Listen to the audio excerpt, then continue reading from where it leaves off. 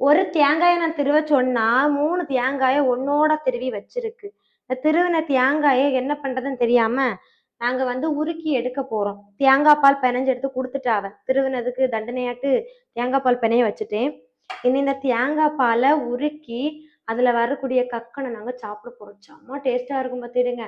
நமக்கு தேங்காயும் கிடைச்ச மாதிரி இருக்கும், சாப்பிட்றதுக்கு கக்கனும் கிடைச்ச மாதிரி இருக்கும். எப்படி பண்றதுன்னு பார்ப்போம் வாங்க. அதனால இந்த தேங்காய் பால் இருக்கு பார்த்தீங்களா, இதை நம்ம சட்டியில ஊத்திக்கலாம். கொஞ்ச நேரத்துல கொதி விட்டு திரியதுக்கு ஆரம்பிச்சிரும். ஆனா எண்ணெய் இதுல இருந்து திரிஞ்சு வரக்கு 3 மணி நேரம் ஆயிரும். நீங்க கேஸ் தீர்ந்து போகணும்னு நினைச்சீங்க அப்படின்னா விறகடுப்புல ட்ரை பண்ணுங்க, சரியா? எண்ணெய் உருக்கியாச்சு. 1 மணிக்கு நான் அடுப்புல வச்சேன். தேங்காய் பால் பிணைஞ்சு ஊத்தி 4 மணிக்கு தான் எண்ணெய் ஊறி எவ்வளவு கிடைச்சிருக்குன்னு பாருங்க. இத்தினோண்டு எண்ணெய்க்கு ஒரு செம்பு இல்ல ஒரு சருவ நிறைய நான் தேங்காய் பால் பிணைஞ்சு ஊத்திருக்கேன். ஆனா இதுல ஹைலைட் என்ன தெரியுமா, இதுல வந்து கக்கன் கிடச்சோம். நீங்கள் யாரெல்லாம் இந்த கக்கன் சாப்பிட்ருக்கீங்கன்னு கமெண்ட்ல சொல்லுங்க.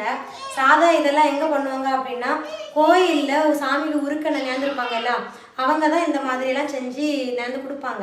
நமக்கு எனக்கு தேங்காய் இருந்தனால ட்ரை பண்ணோம், சூப்பராக வந்துச்சு.